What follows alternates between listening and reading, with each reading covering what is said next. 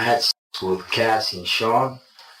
Basically, he would masturbate and tell me what to do with Cassie. I had like 15 encounters, and I heard a lot. When Jonathan Audi made these claims years ago, we all brushed it off as the ramblings of a madman. However, the latest revelations in Diddy's ongoing trial prove that he wasn't so mad after all. These latest allegations from his sex slaves may have provoked Diddy into dropping the swinger angle and admitting to basically everything. We got to 411, and I'm here to put you on Diddy cracks under pressure. Let's begin the story. From the person who got Diddy to finally crack Jonathan Audi, a former adult film actor, has claimed he was Diddy's sex slave alongside Cassie. He alleges he signed an NDA with Combs and received a $5 million settlement. Now Audi's claims initially surfaced after a wild incident in 2018 when he was arrested following a shootout at Trump National Doral Golf Club in Florida. At the time, he told police he had engaged in certain activities with Cassie under Combs' direction, describing himself as a sex slave. These claims were dismissed as outlandish at first. The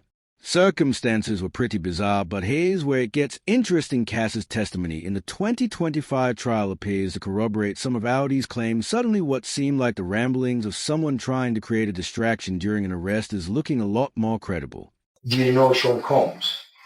Puff Daddy. Yeah. P. Diddy, whatever you call himself these days. Yeah, go ahead. In a News Nation interview, Audi claimed that Combs and Cassie threatened him during settlement negotiations. He alleged having intimate encounters with Cassie multiple times. At Combs' request, Audi remains in a Florida jail awaiting trial on unrelated charges, including attempted murder. Police officers.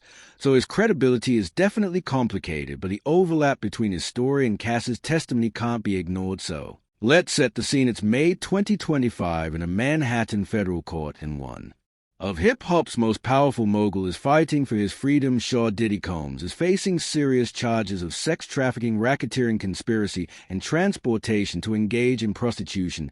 This ain't about some parking tickets or tax evasion. We're talking potential life in prison. The trial started on May 12, 2025 in Chile. The tea that's been spilled could fill the Atlantic Ocean. Federal prosecutors aren't playing around. They are painting a picture of Combs as the head of a criminal enterprise that used violence, threats, and manipulation to force women into certain inappropriate activities. And at the center of their case, Cassie Ventura, Diddy's ex-girlfriend of 11 years and a survivor with a story that'll make your blood run cold. Cassie stepped into that courtroom with strength that deserves all our respect. For 4 days, May 13, 16, 2025, she sat on that witness stand reliving trauma that would break most people. She testified for nearly 20 hours, detailing physical, emotional, and psychological abuse throughout their relationship from 2007 to 2018. Cassie got on the stand and she detailed everything from the first day that they met to the time that they spent together, her 21st birthday, where that was her first time kissing. Now I know what some of you might be thinking, but they seem so happy in those Instagram posts. Please, social media is basically professional lying 101, especially when you got a controlling partner managing your entire image. According to Cass's testimony, behind those filtered photos was a nightmare control that would make even the strictest parent look chill. Cassie told the court that Diddy controlled everything: her career, her appearance, who she could talk to, where she could go. She testified that arranging certain private activities became her job, and she described feeling worthless and humiliated. That's like having a full-time position as your own prison warden while your captor sits back and calls himself your mentor. Make it make sense. But the control went far beyond just telling her what to wear or who to hang with. The court heard about what the prosecution calls freak-offs, a term that's become central to this whole case. What are freak-offs? You ask. Well, let's keep it PG. 13. According to Cass's testimony, these were elaborate, drug-fueled private gatherings where Diddy would allegedly force her to engage in intimate activities with male escorts while he watched. She testified that these encounters happened hundreds of times over their relationship, and that she had to use substances just to mentally check out from the situation. Imagine being forced to do something so uncomfortable that you need to literally numb yourself just to get through it. That's not a relationship, that's torture with a fancy label. She's just sprawled out on the ground with her mouth open while two men just pee on her. And before the Diddy defenders jump in the comments talking about, but she stayed, let me shut that down real quick. Cassie testified that Diddy used threats and violence to ensure her compliance. This wasn't a situation where she could just pack her bags and bounce. This was a powerful man with connections everywhere who allegedly made it crystal clear what would happen if she tried to leave. Speaking of violence, a jury was shown surveillance footage from 2016 that shows Diddy physically assaulting Cassie in a hotel hallway. In the video, Combs can be seen striking and kicking Ventura, as she tried to leave. The video, which CNN aired in May 2020, shows Combs chasing Ventura down a hotel hallway, grabbing her by the neck, throwing her to the floor, and kicking her while she's down. Imagine being such a tough guy that you're kicking someone who's already on the ground, and a woman half your size of that. That's not strength, that's straight up weakness. But wait, it gets worse. Cassie also accused Combs of something truly horrific. She testified that he raped her in 2018 after their relationship had ended. The pain of her testimony was so raw that she broke down several times on the stand. This isn't just celebrity drama. This is a woman recounting some of the most traumatic experiences of her life in front of the entire world. Now Diddy's legal team, led by attorney Mark Agnifilo, is trying to spin a completely different narrative. They're arguing that all these activities were consensual and part of a swinger lifestyle. They're also trying to undermine Cass's credibility by bringing up text messages where she allegedly expressed enthusiasm for certain encounters. But let's be real for a second. If someone has you under their control, makes you financially dependent on them, and has shown they are willing to physically harm you, are you going to send texts saying, "Help, I'm being abused"? Or are you going to try to survive by playing along? That's like blaming someone for smiling in a hostage video when there's a gun pointed at them off camera. The power dynamics here matter, and the prosecution is making sure the jury understands that. But Cassie isn't the only one speaking out. Remember Dawn Ritchie from Danny Kane and Diddy Dirty Money? She took the stand on May 16th, 2025, and testified that she witnessed Combs physically attacking Cassie multiple times, including an incident at a Los Angeles hotel in 2009. Dawn's testimony is crucial because it backs up Cass's accounts and shows this wasn't just a one-time he lost his temper situation, but a pattern of abuse. And then there's a testimony from a male escort who confirmed he was paid to have certain relations with Cassie while Diddy watched. This adds another layer of verification to Cass's claims about these free calls. The prosecution also called Special Agent Yassine Binder, who testified about Combs' arrest in September 2024 at a Midtown hotel. What did they find? Around $9,000 in cash, illegal substances, and I kid you not, baby oil and other personal items. Cassie had previously testified that these supplies were regular features at these free calls. Coincidence? I think not. Let's talk about settlements for a second, because they are a key part of this whole saga. Cassie settled a civil lawsuit against Combs in 2023 for $20 million, which he disclosed during her testimony. Audi claims he received a $5 million settlement with an NDA. Diddy's legal team is trying to use these settlements to suggest financial motives behind the accusations, but prosecutors have a different take. They argue the settlements reflect Combs' attempt to silence victims. Think about it. If you're innocent, why are you paying tens of millions of dollars to make accusations go away? That's like me giving you $20 million and saying, "Please don't tell anyone I didn't do anything wrong." Make it make sense. And the settlements don't stop there. Cassie recently received a $10 million settlement from the Intercontinental Hotel related to that 2016 incident caught on camera. The one where security just stood by while a woman was assaulted, because apparently some hotels think full service includes turning a blind eye to violence in their hallways. One of the most heartbreaking parts of Cass's testimony was when she discussed undergoing therapy, including EMDR, to address PTSD from the trauma. For those who don't know, EMDR is a specialized therapy specifically designed for processing severe trauma. This isn't someone who's making things up. This is someone who's been so deeply hurt that she needs specialized treatment just to function. And yet she still found the courage to testify about the elusive free calls to Freak Off Factory. Let's get into what these free calls really were according to court testimony, because they are central to the sex trafficking charges. The term refers to elaborate drug-fueled intimate gatherings orchestrated by Combs, allegedly involving controlled substances, male escorts, and coerced participation. Federal prosecutors claim these didn't just happen in one location. They allegedly occurred globally, supporting the interstate and international elements needed for federal sex trafficking charges. Cassie testified that these events were highly controlled, with Combs directing the activities like a movie director with a seriously twisted vision. Imagine someone choreographing your most private moments, telling people where to stand, what to do, all while filming it, and you're just expected to perform like it's normal. That's a level of control we're talking about here.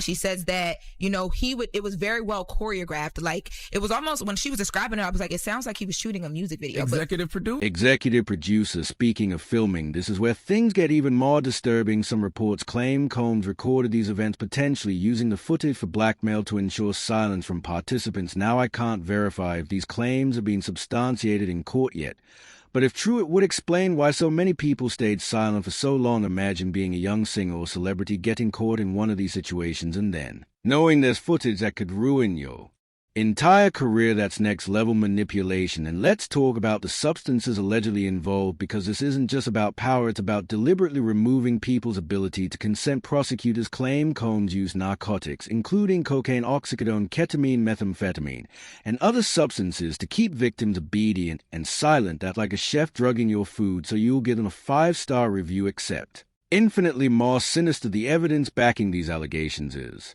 substantial. When authorities raided Combs' homes, they seized over 1,000 bottles of baby oil and lubricant items Cassie testified were regularly used during these freak-offs. That's not a normal amount for personal use, y'all. That's wholesale quantities. That's I'm running a business quantities. Now, Diddy's legal team is trying to spin all of this as consensual. They're arguing that all the intimate activities, including the freak-offs, were part of a mutually agreed upon swinger lifestyle they've been highlighting explicit text messages where Cassie allegedly expressed enthusiasm for certain encounters, suggesting she was a willing participant. But here's the thing about consent: it can't exist in an environment of fear, coercion, and power imbalance. If someone is controlling your career, your money, your housing, and has demonstrated they are willing to physically harm you, your yes isn't really a yes, it's survival. That's like saying someone consented to giving up their wallet when there was a knife to their throat. Technical compliance is not the same as enthusiastic consent, period. And Cassie wasn't the only alleged victim. The federal indictment mentions multiple victims, though most are identified only by pseudonyms to protect their privacy. The charges against Combs involve at least 5 victims identified in court documents. Victim 1 is widely believed to be Cassie Ventura. Victim 2 is an unidentified woman allegedly coerced into commercial intimate act. Victim 3's status is uncertain. Prosecutors reported difficulty contacting her or her lawyer, and as of May 12, 2025, she may not testify. Victim 4 was added in a superseding indictment filed in January 2025, and Victim 5 is a recently introduced potential witness who might replace Victim 3 if she doesn't testify. The absence of Victim 3 has actually created some drama in the trial. Diddy's defense team has considered motion for a mistrial or delay, arguing that the prosecution's case is weakened without her testimony. Some reports from May 9th, 2025 indicated that this witness had gone missing, causing concern among prosecutors. Her testimony was expected to include explosive details of abuse, but we don't have confirmation of her current status. But the criminal trial is just the tip of the iceberg. In addition to these federal charges, Combs faces over 60 active civil lawsuits as of April 2025, with more in preparation. These lawsuits filed primarily in New York under the Adult Survivors Act and the Victims Agenda Motivated Violence Act. Alleged sexual assault, inappropriate behavior with minors, drugging, and abuse spanning from 1990 to 2023. Texas-based attorney Tony Busby and the AVA Law Group are representing many of these accusers, and they announced plans to file up to 120 lawsuits in October 2024. That's not a typo, your 120 lawsuits. That's not a scandal, that's a pattern of behavior so extensive it could fill a phone book. The accusers represented by Busby include both men and women, 60 of each according to his October 2024 announcement, and most disturbingly, 25 of these accusers were allegedly minors at the time of the incident, including a 9-year-old boy allegedly abused at a Bad Boy Records audition in New York, a 13-year-old girl allegedly drugged and violated at a 2000 VMA afterparty, and individuals aged 14 and 15 let that sink in for a minute, children at industry events at auditions where they were hoping to launch their careers. This is beyond disgusting. It's criminal in the most severe sense. And if you're wondering how Busby's team selected these cases, they reportedly received over 3,000 calls, vetted 15,000 claims, and selected 120 credible cases. Some accusers reported incidents to police, doctors, or the FBI, and some claim they were drugged or offered hush money to stay quiet. As of April 2025, 39 of these lawsuits were active. 2 were dismissed, including one involving Jay-Z due to inconsistencies, and more are planned across multiple states. And according to reports, over 400 potential new cases are under review. The scale of these allegations is unprecedented, even in an industry that's seen its share of scandals. According to statistics compiled from the lawsuits, at least 81 named and anonymous accusers have filed lawsuits, with 43 women and 38 men.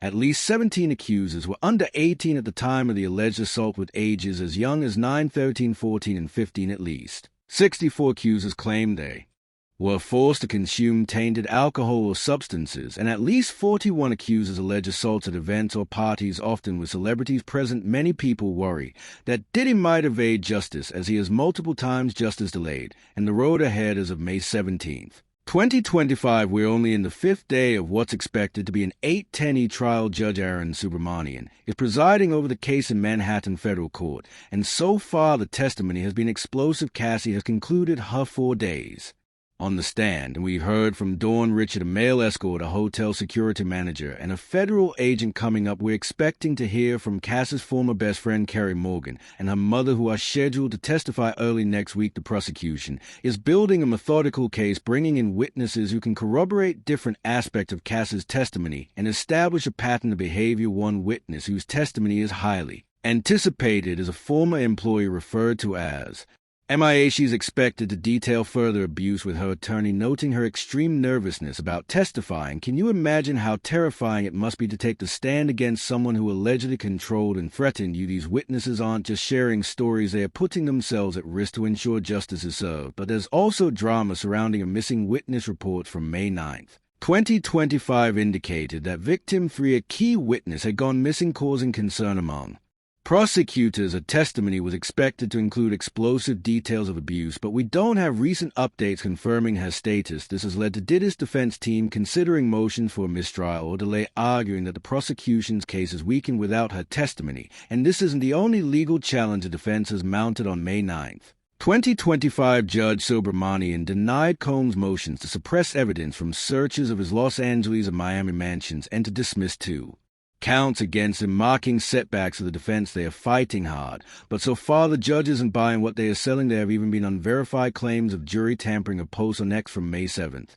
2025 claim Combs attempted to influence jurors, though this hasn't been substantiated by mainstream reports and remains speculative. But given the severity of the charges and Combs' resources, it's something the court is likely watching closely. Let's talk about the charges again, because they are serious. Combs faces felony charges that could lead to life in prison if convicted. The prosecution alleges he ran a criminal enterprise involving coerced intimate acts and violence over 2 decades. This isn't just about his relationship with Cassie, it's about a systematic pattern of behavior that allegedly victimized numerous people. The defense's strategy is clear. They are painting Combs as a flawed but not criminal man whose relationships, including the free calls, were consensual and part of a swinger's lifestyle. They're emphasizing jealousy and infidelity as a root of conflict, particularly with Cassie, and questioning her motives, pointing to her civil lawsuit settlement. But there's a fundamental problem with this defense. It doesn't address the power dynamics at play, the allegations of drugging, the documented physical violence, or the sheer number of accusers who have come forward. It's like trying to use a Band-Aid to cover a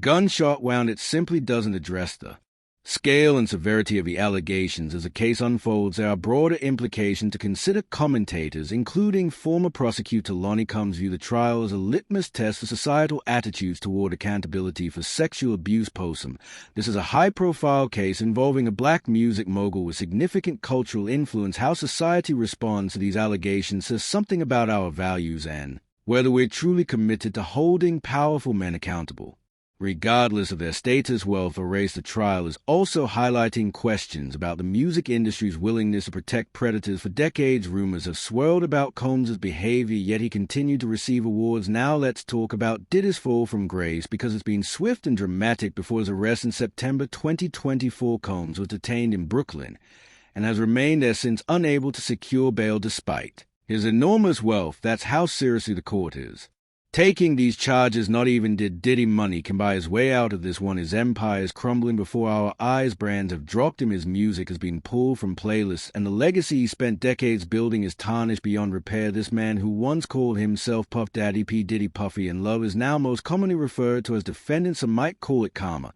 but I call it consequences finally catching up. After years of alleged abuse for too long, celebrities have been treated like they're above the law, like their talent or success gives them a pass to behave however they want. This case is showing that eventually the bill comes due, and it doesn't matter how many hit records you produced or how many millions you've made. But the most important aspect of this trial isn't about Diddy's fall, it's about justice for the alleged victims, of people like Cassie, who testified that the abuse led her to consider suicide. This trial represents a chance to reclaim their narrative to have their truth acknowledged and to see their alleged abuser held accountable. Family members of both Combs and his accusers have been present in the courtroom, including Combs' mother Janice and Cass's husband Alex Fine, underscoring the personal stakes involved. Imagine sitting in that courtroom as a loved one testifies about the most traumatic experiences of their life, or as your family member faces allegations that could send them to prison for life. The human cost of this case extends far beyond just Diddy and Cassie. It's also worth noting the courage it takes for these accusers to come forward, especially given the power dynamics involved. Federal authorities have established a tip-line sex trafficking outreach HSIDHS. Gov. 18774 HSI tip for victims to share information, suggesting they anticipate more people may come forward as the trial progresses. Each person who speaks up is not just seeking justice for themselves, but potentially helping others who have suffered similar abuse. Now, there have been some wild conspiracy theories floating around about this case, particularly on social media. Some posts on X have referenced other accusers, including a female victim who claimed to have been trafficked by Combs, and named other celebrities like Denzel Washington and Birdman. Though these claims lack corroboration in court testimony and should be treated skeptically, there are also unverified claims linking Combs to broader conspiracies such as the deaths of Kim Porter, Notorious B.I. and Tupac Shakur, as well as child trafficking. These allegations, primarily from ex post, lack substantiation and are not part of the current legal proceedings. While it's natural for people to connect dots and speculate when a powerful figure is accused of serious crimes, we need to stick to the facts and evidence presented in court. Speaking of evidence, one crucial aspect of this trial is the role of recordings and videos. Judge Subramanian has denied media requests to publicly release Freakoff videos, citing privacy concerns. Privacy screens are being used for explicit evidence to limit public viewing in the courtroom. This is an important balance, ensuring transparency in the trial process while also protecting the dignity of victims. Now let's talk about what happens after this criminal trial concludes, because this isn't the end of Diddy's legal troubles. Even if he's somehow acquitted in this case, he still faces dozens of civil lawsuits from men and women alleging sexual abuse, which his team has called money grabs. These are separate from the criminal case, but add to the scrutiny as this trial continues to unfold. We'll keep you updated on the latest developments, but one thing is already clear: regardless of the verdict, the music industry will never be the same. The veil has been lifted, exposing alleged abuses of power that were hidden in plain sight for decades, and that exposure is the first step toward creating a culture where exploitation and abuse are no longer tolerated. No matter how powerful the perpetrator might be. So what do you think about all this? Drop your thoughts and comment below, but please be respectful. We're talking about real people and real trauma here. And remember, if you or someone you know has experienced sexual assault or abuse, resources are available. The National Sexual Assault Hotline 1-800-0656 provides confidential support 24/7. Thanks for watching. Check out other cards on the screen. Diddy's entire life is crashing down, accusations upon accusations every other day.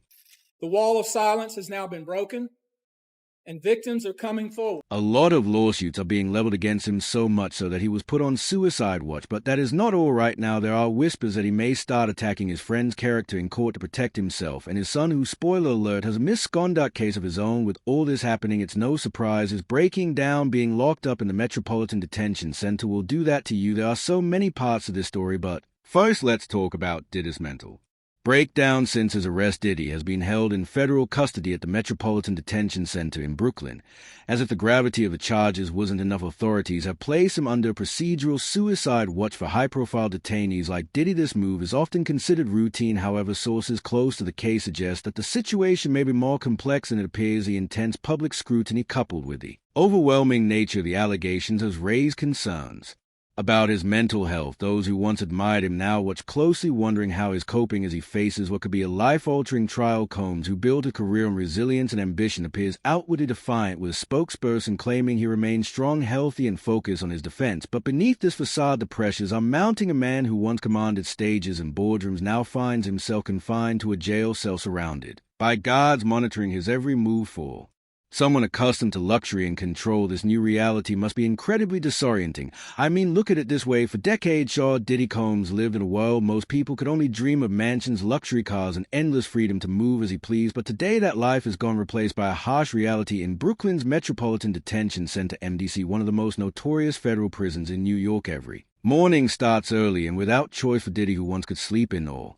wake to a chef-prepared breakfast in his mansion. Instead, is woken up in a tiny, dimly lit cell fed simple, bland meals and has a strict daily routine. He has no control over known for his tailored suits and high-fashion wardrobe. Diddy now wears the same standard prison clothes as everyone else, blending into the sea of inmates in gray and tan. Gone are the designer furnishings. His world has shrunk to a small, cramped, self-in mattress and concrete walls. Privacy, once a constant luxury, has disappeared entirely. In the few times he's seen his family, the emotion has been raw. Christian King Combs, along with his siblings, showed up in the courtroom to support him, but visits are rare, brief, and bittersweet. Each encounter brings some comfort, but also underscores just how much has changed, as they can only see him from a distance, unable to truly be with him. During his most recent court appearance, Diddy's face lit up as he waved to his son and blew a kiss to his mother. He left the room with a small smile, but the reality of prison life means these moments are fleeting. Inside Embassy, Diddy's status means nothing. The wealth, fame, and influence he wielded for decades don't afford him any special privileges here. There's no negotiating with guards or bending the rules in